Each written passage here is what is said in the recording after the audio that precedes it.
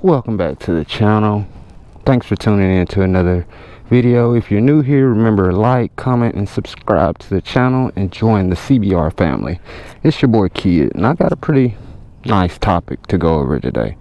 Beginner bikes. In front of you, you see it. CBR 600 F4. This is my first street bike. But the reason I started on the 600, I'm a little bit older. I had my ego in checked, and I rode dirt bikes when I was a kid, and I had a manual car, so shifting gears and stuff, it was kind of simple. But what's the best beginner motorcycle? Let's hop on and talk about it. Let's wake them up, B.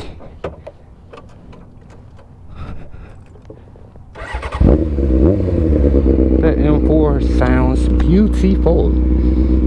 Okay, when we're talking beginner motorcycles, I'm thinking like, if you ain't got no experience, when I mention these motorcycles right here, you don't have any motorcycle riding experience. You've never dealt with a clutch before. You don't know where the shifter is, nothing. You ain't rode a dirt bike, nothing. You are a straight noob. If you don't have zero, ooh, she sound good. If you don't have zero experience, none, zilch, nothing, nada, 0% experience, you should not start on a 600. I mean, you can, it's doable. So don't go in the comments talking about, oh, I started on a 600, I started on a 750, blah, blah, blah. I don't care. It's doable. Yes, it is doable. Hold on. But is it recommended to a noob? No, it is not. You know why? Because of that right there. Like, when you get this thing up in the power band, yeah, it might get a little scary.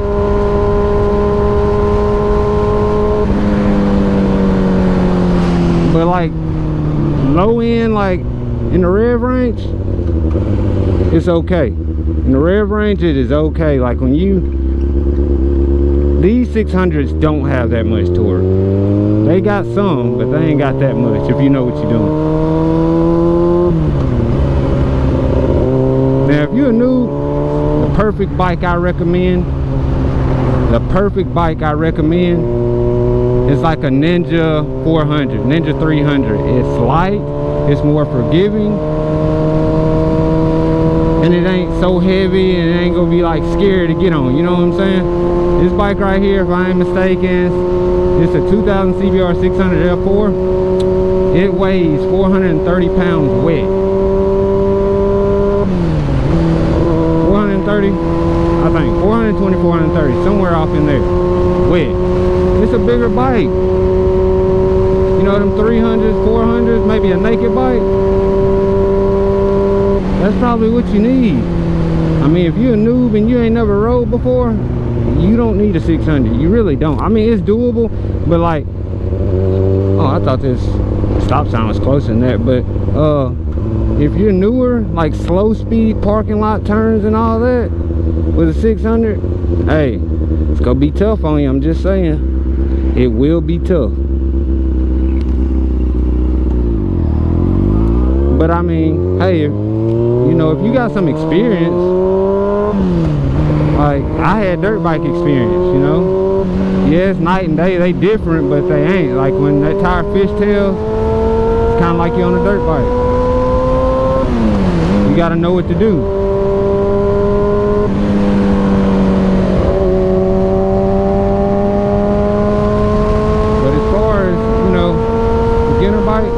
Now, if you got some experience, let's take it back. If you got some experience, you could probably start like on a CBR 650, a R7, something like that. Got a little bit more torque, a little bit more power. You know what I'm saying? You can start on something like that if you got some experience.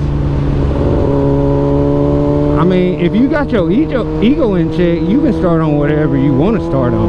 A lot of people ain't gonna say that. If your ego is in check and you know how to control you know, and don't try to go balls to the wall everywhere you go. Dude, you can start on whatever the hell you want to start on. Pardon my language, but it's just like that. If you know what you're doing, and you know your ego's in check, and maybe you're an older rider, you can start on whatever you want to start on. Ooh, that car is gonna come out as soon as I turn it up. So don't like let somebody tell you like what you should start on. Don't let anybody tell you like what you should start on. Just look in the mirror and ask yourself, hey, do I think I can handle that 600? Hey, do I think I can handle that 1,000? I mean, if you can't, ain't nothing wrong with starting on a smaller bike. Ain't nothing wrong with that.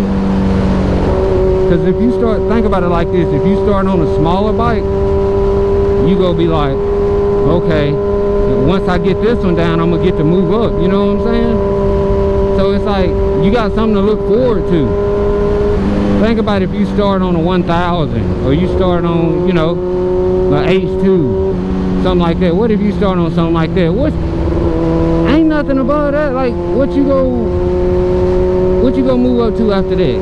I mean, just be real. I'm just saying, if you starting on 1,000 or H2, what are you gonna move up to after that? Nothing. So hey, take the journey.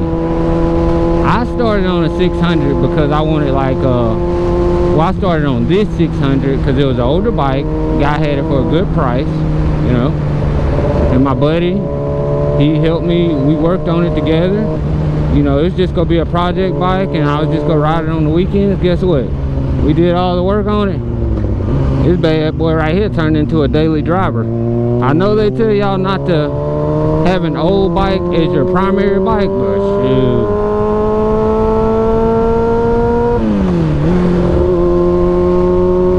Yeah, it's not the best to have an old bike as your primary bike. It's not the best. Don't get me wrong. I'm not saying it's the best. Because you got to think about it. Reliability and parts and all that. When you go get an old bike, you need to be searching on the internet and like, I wonder if I can get parts for this bike. I wonder how much they are.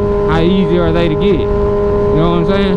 You gotta look up stuff like that before you just get an old bike. I mean, this bike right here is carbureted. And guess what? It rides smooth. It rides smooth as can be. I mean, I'm probably gonna give me a DigiSync and dial it in a little bit more. But hey, I've been riding it for a good 7-8 months strong, putting gas in it and go. Fresh tires on it, hey. But all these older bikes want to do, I know I'm getting off topic, but all the older bikes, like a carbureted bike, don't be scared of them. If you got somebody who can work on them or whatever, don't be scared of them. Older bikes, they just want to be ridden. Carbureted bikes want to be ridden, and they have so much character. They do. They do. I didn't know how I was going to like this bike. Hey, this was considered the super sport of its time, like in the 600 class. But really now, they look at this bike as a sport touring bike.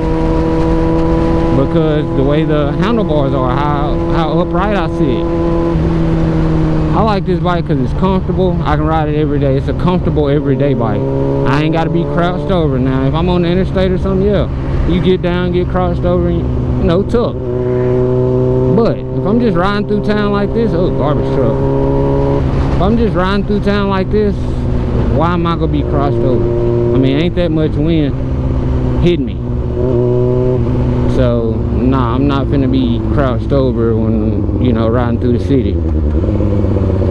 So, you know what I'm saying? Like, but yeah, I mean, a beginner bike to me it's gonna be different for everybody. Because, like, the reason it's gonna be different because everybody ain't the same.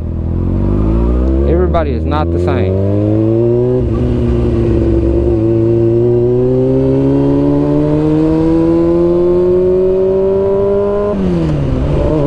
Some people got, you know, dirt bike experience. Some people done drove, you know, manual cars before. Some people learn quick. Some people egos in check. So you can't just put one label on a beginner bike and be like, that is the best beginner bike. That bike right there is the best beginner bike. Yeah, for that person it might be the best beginner bike for that certain person.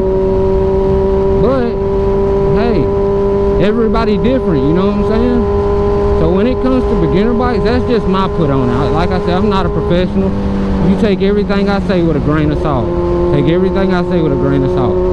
So, you know, it's like, if you ain't got experience, I say a Ninja 400. You got some experience, maybe a R7, MT-07, Aprilia 660, RS660. You know, your ego in check, you're a little bit older, maybe a 600, 750, go for it.